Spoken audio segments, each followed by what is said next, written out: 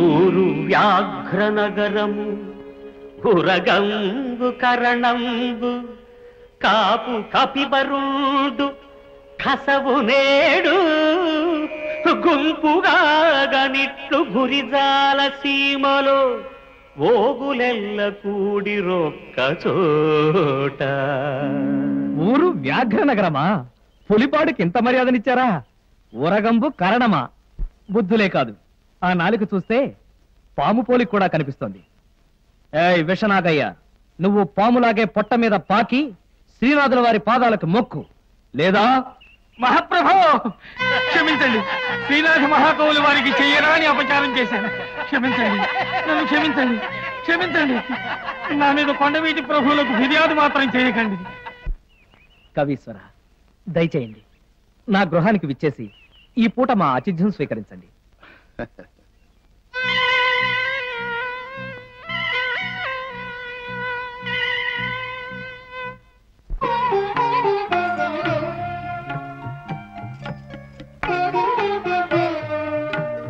మహాకవి, నేను క్రీడాభిరామం పేరిట శృంగార పద్యాల మాలిక కడుతున్నాను. అందులో కొన్ని ఊహలకు పద్య రూపం కుదరలేదు. మధుమధురమైన పాట వరసల్లాంటి మీ మాట వరసల ముత్యాల దండలు నాకు అనుగ్రహించాలి. రాత్రి తెల్లవారులు రతికేడిలో ఓలలాడిన ఓ లలనామణి తెల్లవారు జామున గది బయటకొస్తుంది. వాడిపోయిన పూలమాలలా ఉంది. ఆమె గురించి చెప్పరు? ఏ మరి ఇంకనొక్క మరి ఇంకొక మారికనొక్క మారు నా నోముల పంటగా అనుచు నోముల బెట్టుచు రేయొకండు నాల్జాములు దీనితో కుసుమ సాయక తంత్రము సల్పబోలు లేదా మృగశావనేత్ర అఖిలాంగములు వసివాడు వాడునే రిగమవరనే రప మగమరి గరిస.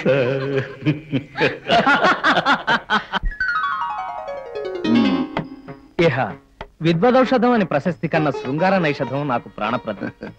నలదమయంతుల కష్టాల కన్నీళ్ల జోలికి పోకుండా హాయిగా ఆనందంగా ఉండే శృంగార రసభరితమైన భాగాన్ని కావ్యంగా మలచారు.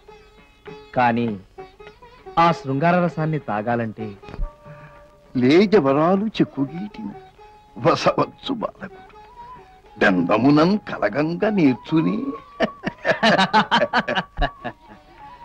గమి కర్మీకృత నైకనీవృతుడనై కంటిన్ విదర్భంబునన్ రమణిన్ బల్లవపాణి పద్మనయనన్ రాకేందు బింబాననన్ సమపీనస్తని అస్తి నాస్తి విచికిత్సా హేతు శాతోదరిన్. అద్భుతం, అద్భుతం. కానీ నాబోటి వాడికే అర్థమవుతుంది. రాయుడా, అందం చందం చక్కని రొమ్ములు సన్నని నడుమున్న వయసు పిల్లలు నీ వంటి పడుచు వాళ్లకే కాని పసివాళ్లకు కాదుగా. నా కావ్యము అంతే. దాన్ని ఆస్వాదించటానికి ఆసక్తి ఉండాలి, ఆసక్తి ఉండాలి. అవునవును.